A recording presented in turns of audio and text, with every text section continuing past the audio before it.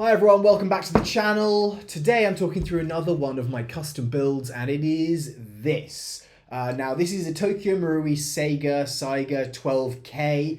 It's the original gas blowback Saiga that Tokyo Marui created, and I'm absolutely in love with this thing. It's probably, in terms of anything that's not like an assault rifle style replica, this is probably my favorite primary airsoft replica that I've used or continue to use, and I want to take you guys through why I love it so much, and mainly actually what I've done to customize this to make it my own build and change it from what the original Tokyo Marui Saiga 12k that you can buy if you want to right now. I believe actually E-Vike have it for sale at the moment. So if you wanted to buy it, this is kind of what the cost is going to be and the different things that I've done to this build and the reason why I've done it.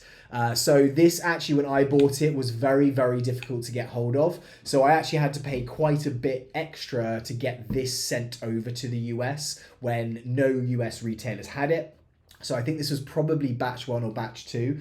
And I think I actually paid about $650 for this when I bought it myself. That was including the shipping, etc. But you can now actually get these abroad. So you can actually, I think, buy one right now on JK Army for $385. So it's expensive, but it's not crazy expensive. It's not as expensive as, you know, your MWS is, you know, generally your more expensive TM MWS replicas. But actually, if you're buying it in the US, I think E-Vike have it right now for $499. So you're spending $500 on this thing, which is quite a bit of money.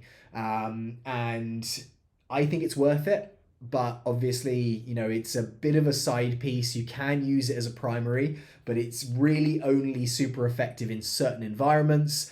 And so if you're thinking, right, what's my first gas blowback that I'm going to use as a primary, you may not want to go for this.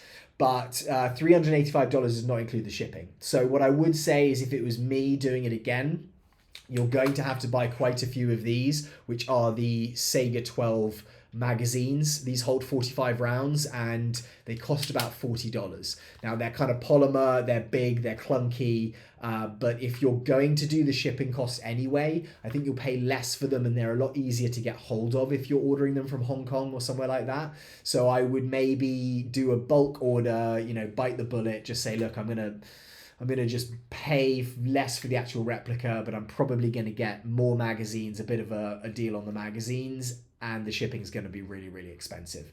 So that's kind of the cost of what you're going to pay for it. It does not look like this out of the box. The kind of base shape of it is the same. The stock on this is changed. So it's actually, when it comes with the stock it's going to come with, it's kind of like a plastic polymer. It's not this kind of metal.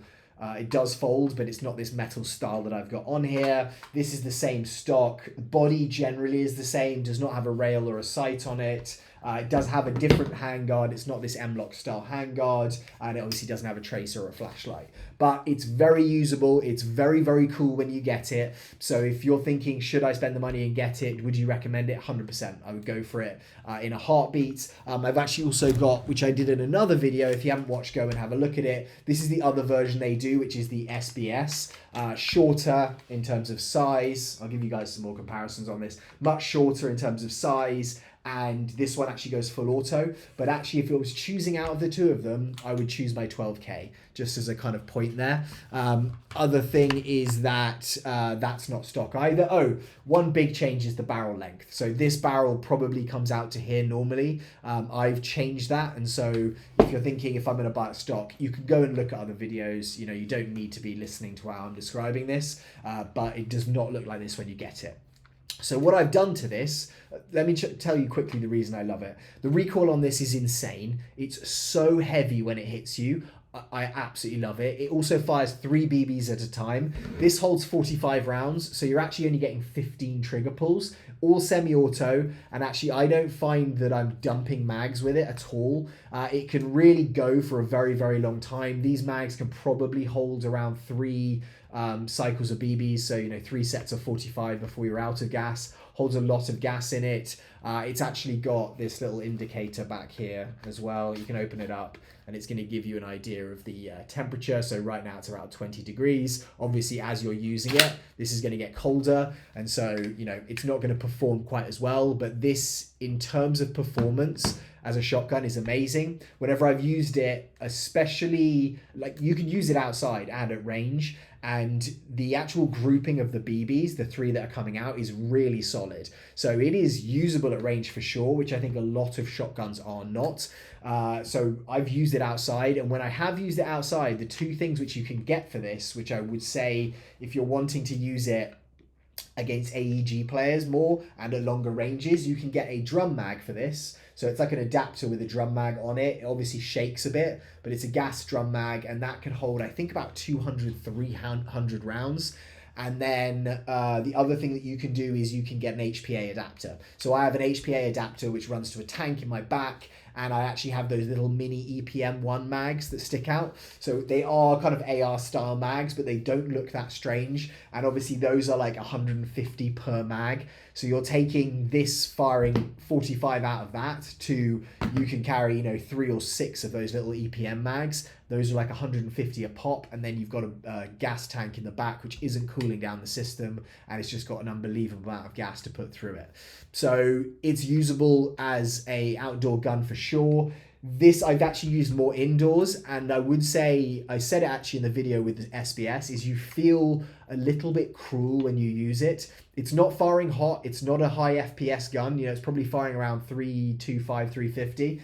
But this is firing 3 at a time. And so when you're hitting someone, especially at closer range, it's almost like a shock to their system when they get hit simultaneously with 3 BBs. I don't know what it is, but the amount of times I'll hear someone like groan or go, ah, or something like that is a high percentage of the amount of times I'm hitting targets with this. Whereas with my Mark 18, my, even SMG style stuff, it's not like that at all. Even if you're hitting them with 2 or 3 BBs, with this being all at once, there's just some kind of, scary nature to it, or like shocking nature.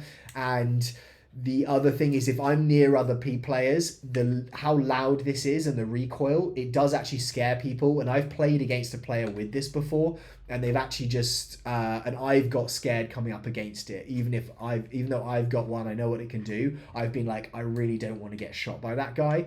So it's just so much fun.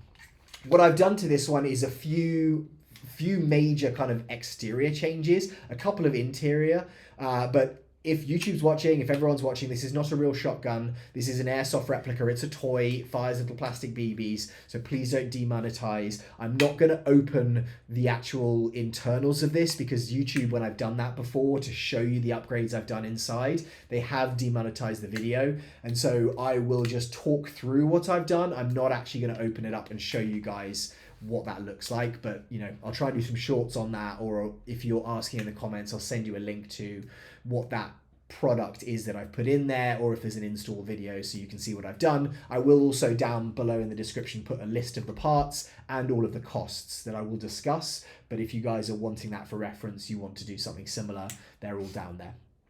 So the first thing I've done, which is this, which is the outer barrel. So the barrel normally is, I think it's about 12, 13 inches, and it's a thick barrel. It's a 21 millimeter, I think it is, diameter. So you're not going to be able to fit your flash hiders on it, but it's not exactly good for CQB indoor close quarters because it is quite long. It's a more of an AR, you're not DMR, but it's like an 11-inch kind of, maybe 13-inch barrel, so you're not wanting to use that indoors. So the first thing that I did was change that out.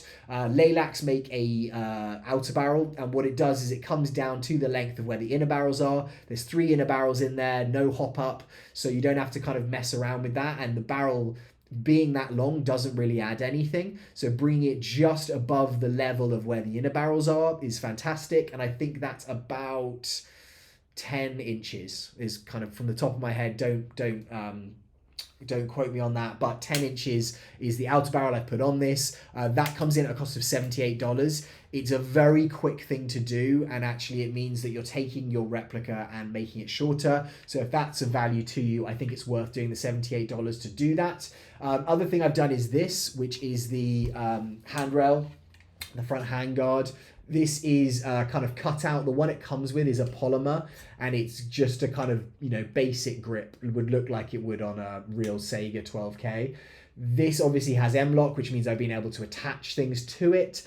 And for me, that was worthwhile. It's made by FCW. It's called the FCW SAIGA Shotgun Classic 10-inch M-LOK rail handguard for the 12K. That's $72. Now, I had to order that from JK Army in Hong Kong. I don't know if they sell them domestically in the US, if that's where you're watching from, but they are available to buy, I believe, right now. So if you are looking at that, that's where that is, and that's only $72. Again, you know, if you're thinking I want to be able to attach things, cameras, lights, lasers, whatever it is, that's something that's worth doing, then that's going to be the cost of you doing that. This is another thing you can now get for this, which if you're playing indoors, I think is amazing. It's the Quark C Tracer by Ace Tech. It basically works like a tracer. It's going to flash the BBs, and if you're using green tracer BBs, I use 0.25 tracer BBs indoor at the field that I'll play indoors at, and it's awesome because it is great to have those 3 BBs shooting out and you can kind of see them in the daylight. If it's dark inside, having the tracer fire seeing 3 different green things come out the end of your barrel and hit a target, it's amazing. And actually being able to just adjust where you're firing, because obviously it's not specific area that you're hitting with 3 on a shotgun, but being able to just adjust, it's very, very easy with a tracer on it. This is fairly expensive, so the tracer is $98, but it basically has an attachment that you can secure it down onto wider barrels, larger barrels, so it fits this barrel and the stock barrel really well. If you've got that longer stock barrel, might not be as easy to put it on because it's going to make it even longer. With this barrel, I think it's perfect. You know, you can kind of see the length that I've kind of got that in. You know, for me, it's great. That's definitely better, the SBS, for short range and for coming around corners, being that short. And again, I actually have this and I can move it on to this as well. So if I'm playing indoors with this one, you know, it's a lot more adaptable, that one, but I can actually just move the tracer on. I can put green tracer on that. So if you've got a shotgun, it's probably worth getting one. So that, as I said, it was $98. Other things that I've got is this, which is a real steel Holosun AEMS sight. This is actually kind of solar powered here, has a battery, but this is an amazing sight. Whatever kind of actual replica you're using it on, it's real steel, so you can use it on real firearms if that's what you want to do. And I almost always just buy real steel, and then I can resell them for a similar price. I can use them on real steel if I want to, but this is amazing. I'll show you what it looks like. So I'll give you an idea of what the red dot, and I think this is actually amazing for a shotgun. Where are we? I hate doing this. Right, so that's the kind of thing. You've got like a 2 MOA dot in the middle, and then you've got that kind of circle around the edge. And what I find is, because it's a shotgun, you're hitting kind of a general area, and so that just gives you like, right, I'm hitting this zone. So shotgun wise, it's awesome. Other thing I love about this is normally when it comes to you, it's got 2 of these little catch sights here, which is just kind of like dust cover sights. You can just use the sight with those on. And actually, I had one on the front and on the back, which is how it comes. I stupidly, or luckily for me, I took it out playing indoors. I came out after one of the games and that one had just cracked. I actually was able to order another one. I think it was like $30, $40, ordered it, put it on there. But I actually found this, which is the screen protector. Again, I got this from JK Army. I think this is about $30. But if you're looking at getting a real steel sight, which costs as much as this one does, which is $400, a huge amount of money, then it's worth protecting it. And so I would definitely say get this. It basically takes the same screw holes that this uses. You just remove that front catch, and that is going to basically allow you just to screw that directly in. So that's fully protected now. Very happy. But I love that sight, so that's what I've done on the top here. In terms of what else have I done? So I've done that. What I've actually mounted it on is this rail adapter. So now it does not come with a rail on it, with a Picatinny rail, so you can mount stuff. What it comes with is just that side piece on most kind of AKs where you have to attach one of these onto the side. This one's by Midwest Industries, so again, it's a real steel manufacturer, and this is $150. So again, a lot of money. If you're going to want to use it and put it on something else, you know, it's there. I do think some of the airsoft ones, they lose and get kind of wobbly. If you can afford it, I would just say go and do the real thing. And this shotgun is going to take real steel parts. Now it's annoying because every time you want to remove the rail cover, you have to pull this tab down and remove the actual rail from the top of it, dust cover the housing. So when I want to take this off and play with it, take the bolt out, etc., I have to remove this every time.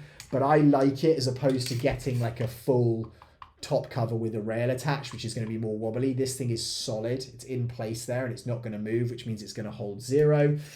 So that's what I've done there. Midwest Industries, that is $150. Other thing I've done here is a Midwest Industries, as you can see the logo there, AK stock. Now I actually got, I think it was a FCW maybe was the make, it was an FCW one I think I got from JK Army, again probably $60 or $70, and that was something I had on here, kind of similar-ish, like a skeletonized folding stock, metal. It wasn't very well built, so I actually had this in a gun bag. It slipped and hit against, you know, something in my car, and it cracked actually just one of the areas here where it locks into. So I went into a game and I couldn't lock it. I had to try and tape it up to hold it in place, but it was a nightmare because actually when I was trying to shoulder this and it's moving around because the stock's not locking in, it was horrible. So I ended up replacing that with this Midwest Industries one. Reason I think this is great is because it's got QD sling adapter points here. So, you know, if you're wanting to run it on a sling, if you're wanting to keep it short, you can use this. The original one is a folding stock, but it is kind of like a polymer, you know, it kind of feels like I'd say regular AK stock, but it's not wood. It's kind of like a hollow polymer. It doesn't feel super cheap, but it's not exactly like you pick it up and you're like, wow, this is a real firearm in that same way. This as well, the good thing with this is it actually kind of clicks into place. The one I had before, because I had this rail in the way, it wouldn't actually sit properly. You do have this catch here, which is what the original stock sits in, but this one is great. Again, I've put a link to it, or not a link, I've put the description of it below, so if you want to get that, you can do that as well, and that was $100. Again, a lot of money, but it's worth it, and it's solid. So, you know, for me, it was kind of worthwhile just spending the money and getting it and putting it in there. Next, what else did I put? I put a Federal Concepts charging handle adapter. Now that's this little thing here. This comes with your standard AK charging adapter hook. And what I ended up doing, which I have done to all of my AK replicas, is I bought this from a company called Federal Concepts in Europe. I can't remember which country it is, but they will basically build this out of polymer. You just put it on, you screw it into place. And I just like, especially on a shotgun, I like being able to do that. It just is kind of more satisfying than just having the standard hook. It's not going to do anything to performance. It's polymer, it's lightweight. It's not going to kind of slow the rate of fire. It's just maybe an aesthetic or a kind of feel thing, you know, if that's something you want to do. That was from Federal Concept, and that is $15 to get that. I think it's 12 euro. Sorry. I think it's 12 euros, so around $15. And then there's something else I also got, sorry. Need to drink some water. Other thing that I got is these, which are sight, they're kind of like sight deletes. They do kind of represent a sight there, but when you're removing the actual kind of, you can remove the rail here, which is kind of attached to the handguard. It's quite nice just to be able to stick something in that place. So these ones are what they call sight add-ons. These are like, what, $5? Literally, they're just polymer $5 things. So if you're going to Federal Concept site and you want to get those, I think they're great because they just kind of allow you just to hold that kind of windage ring in place. It just kind of like sits in that little space there. So that's another one I've done for $5. I put a Magpul sling adapter on here. What I'm actually going to do now I've got this QD attachments is I'm going to switch that to a QD Magpul one. But before, what I had is just running like a regular AK style hook sling. And so I had that. Again, it's Magpul, everything Magpul make I love.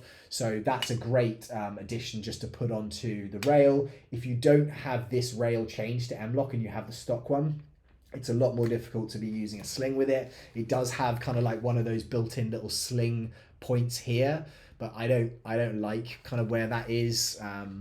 You know, it's kind of where that little bottom screw is right there, and it's, you know, one of those wiggly, it feels like it's off like some old school, you know, rifle that, you know, has not been updated at all. So it's there. You can use a sling on it. Similar, you've got one with the stock stock that is on, that's on the replica as well. So I'm going to change that, but that's a Magpul one that's on there right now. It's $25 for that. I think it's going to be a similar price for their M-LOK version, sorry, their QD version. So I'm just going to switch that out so I can run one of my QD slings just on both. That's what I've done. And then this is actually something I really love. This is made by Olight. I think showed a site from them before, but what I really like about these is, again, they're kind of like very affordable and good for what they do. There's kind of some love and hate on them. I think a lot of people think they function really well, but if you want to spend an extra like $200-300 for a Surefire, you can do that. This for me though, kind of gives me everything I want. As you can see there, it's got a little hole there, and that actually puts out a green laser. So I can switch on here the functionality of what I want it to do, whether that is just flashlight, just laser, or both of them together. It comes with like a little M-LOK mount here. So you can literally just like click this in, you slide it up into place, and then you just rotate this thing to lock it in. It's great. And what I think is great is you can buy these M-LOK adapters or even Picatinny adapters for your other replicas. And then depending on which one you're using, you can just switch that Olight between them. This is also great. This is a magnetized pressure switch. So I can, and I'll show you it on here, I can use this, you can see there, like by literally just pushing the button or pressure padding it. And then all I literally need to do is just click that on. You can lock it in place if you want to, you don't have to. But that allows me to put a pressure pad on here. Again, this comes with it, so I can have a high or a low version of that, hold it down to keep it going, or just click it in to have it non-stop. So that's what I've got on there, and actually I really like these. You can get versions of just flashlights, you can get versions of, actually I don't know if you can get just lasers, but I like them. I like how it's kind of with the M-LOK rail, you can kind of have it off-centered. I've had it below just because that's how I kind of liked it feeling. I know a lot of people would like to have it above and maybe a little bit further forward. But for me, that's kind of the place I found. And also I play around with these a lot, just kind of the fittings of where my hand likes to naturally sit. And it does take me a few times or hours to kind of, you know, be playing around with it and like, oh wait, my thumb's not sitting there naturally. So it's not easy for me to feel where that plate is, or something gets in the way. So I would say don't just put it on there and think, right, this is what I'm going to do.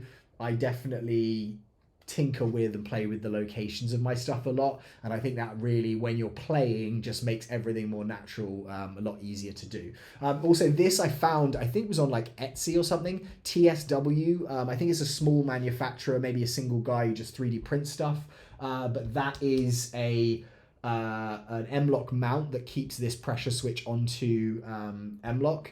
I think they do a Picatinny one that comes with it, but I couldn't find one which did M-LOK that they actually make Olight themselves.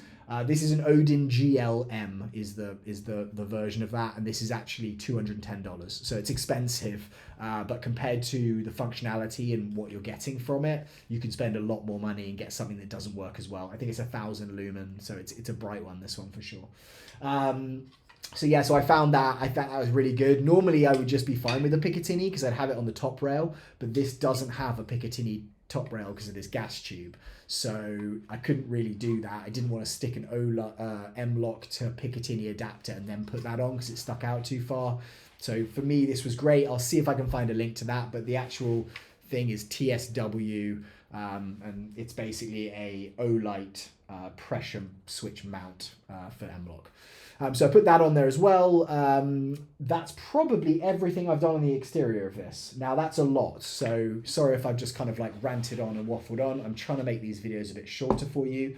But that I think is basically what I've done to the exterior of this. So I've spent a lot of money on it. I think it looks very cool, but Probably performance-wise, I haven't really changed. Definitely nothing with the externals. Internals-wise, I've done two things. So I've done, again, what I did on the SBS here, which is a Bavtac weight in there. It's called the Heavyweight Gas Piston. So if you go to bavtac.co.uk, it's basically just the internal weight that's on the end of the bolt here. And that just means this thing has an insane amount of recoil. So again, not necessary at all, but this, you can basically just add more recoil to it. The other thing I've done is I've put their 115% spring in here. So it's just, you know, an extra 15% tension on top of what the stock spring is, which again is just going to try and make that weight go, you know, it should make it snappier and faster, but because I've put that additional weight into the bolt, it's probably going to keep it in line with where it was, just with more recoil. It's probably also going to decrease the gas efficiency. So it's a good gas efficiency gun, but I just like having a lot of recoil. Probably isn't the best thing to be messing around with the Tokyo Marui internals, as I've said before, but that is what I've done internally. The piston, the gas piston in the front here, the heavyweight one, that was $40, and then the spring is $27. So $67 of internal changes. You really don't need to do anything else. There isn't a hop up, so you're not messing around with that stuff. And that's pretty much where I've got to on this. These mags as well, you know, it's an AK style replica. So normally if you are firing it, it doesn't have a bolt hold back function if the mag's empty. So when the mag's empty, it's just going to click. And so it makes it really not possible to dry fire. Now the Tokyo Marui AKX and AKM have a little switch on the inside where you can turn that on, which allows you to dry fire it. What I like on these ones actually is the magazines have the switch on them themselves. So there's a little push switch here, which I can show you if you push it up and push it down. And what that does is raises and lowers this bar out of the way. So if I have it out of the way there, it's not going to block the piston on empty, or sorry, the valve knocker on empty. And so you can kind of have some mags with that on, some mags with it off, but I like that personable, you know, you can have it per mag. I like to remember to put it on so that if I'm in a game and the mag is empty, I'm not dry firing thinking that I'm actually firing. But it allows me to show you guys in a second what this is like when it's actually firing, and it allows you to dry fire it. So I'm going to make sure that this switches to the back. Another thing people have as an issue with this is seating the mags. I think you get used to it, and it's almost kind of like an AK. It's just not quite as easy. You almost need to give it that extra bit of like push just to hear it click in, because I have had it before where I've kind of sat it in. You kind of try and do this and it doesn't go in properly. You sit it in and it doesn't fully like hold in place. So then you go into fire and the recoil just lets it drop out. So I would say make sure when you're reloading this thing that you really click it in, and you maybe give it a little shake when you've finished. When you use the mags more and more, it does feel like they seat in, as well as the actual mag well of the replica. So you can see here, it's kind of got some, it's actually not too bad, this one, but it starts to get some of the paint kind of start to wear in here. And I think that's just a signal that actually the mags are just, they're easier to seat, they're better. So have a play with this when you get it, you know, actually just go through some mags on it. Don't just turn up to the field and think, right, everything's good. I would definitely play around with it. So I'm going to show you what this guy thing fires like at the moment. Does not do full auto like the SBS. And the SBS is more expensive. But this, again, you can feel the kind of actual, just the power of the spring there. And like, I'll try and get it here on the microphone. It's just a really satisfying feeling. You have your obviously normal kind of AK style selector. So you've just got safe and then semi. Apparently there is a way to kind of like put this halfway between to make it fire full auto. I haven't really played around with that on this because I don't think I'll use it. Using full auto on these mags, having 45 rounds and 15 trigger pulls, it's going to be gone in a second. But this is what this sounds like and is like. So you can just see, you can see how much is moving in my hand there. Like, it's a really, really satisfying, and it's snappy. It's an AK trigger, so mushy, but it is, I absolutely love it. So that's pretty much that, guys. Only other thing I'm going to talk through is just something that I found recently. I actually did a plate carrier video of my custom plate carrier, which you guys may have seen, you may not have seen, go and watch it if not. But what I've found with these mags is they're big and clunky, as a lot of people have said. So finding mag pouches that actually fit this is quite difficult. I use the Haley Strategic mag pouches on my plate carrier. So that's great because they fit nearly every mag that I have. And these are tight, but you can get them in there.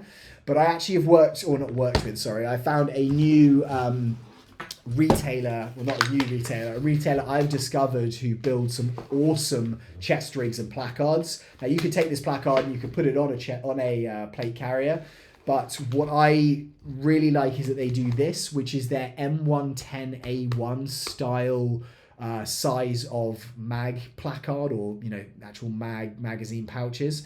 And they hold these magazines perfectly. I'll show you here. Like the gap there is great. You literally can just like index it, slap it in. This is the bigger mag that comes from the SBS. Again, I never use this. For me, it's just too bulky and big, but I can literally just find that little gap, put it in, slam it, and it's great. And then this when it's on you, they literally just kind of go flat. So this is by a company called Unobtainium Gear. I'm going to be doing a review of their stuff soon, because when I've had a shotgun and it's heavy like that, I don't necessarily want to have a full plate carrier on, especially if I'm playing inside. So having a little chest rig like this, and I'll show you what this one looks like. If I can actually get this on. This one here, for me, I really like it. And you can literally just get these H harnesses that just click in. And that basically means that I've now got my 3 mags here. They also do like a little molly dangler, and then extra pouches that you can do. So basically I've now got 3 of these on here, and then I can put my extra one here as well. So I've got 4 mags right here, and I can move around. I can do whatever I want. So I really, really like these, just being able to like pull that, re-index so easily. So these I highly recommend if it's something that you're thinking, where am I going to put these mags? This is really fantastic. I'll put the name of this below as well. So guys, that is probably about it from my Saiga 12k video, Saiga 12k video. I go between those 2 names. It's very strange. I hope you found this of value. I'm going to be doing another one of my custom builds soon. I'll put up like a little poll on the channel so that you guys can vote on the next one you want to see. But if there is something that you've seen on my shorts or on other videos that you'd like me to go through, definitely let me know and I will get that done for you. All right, guys, have a great day wherever you are, and I hope to speak to you soon. Goodbye.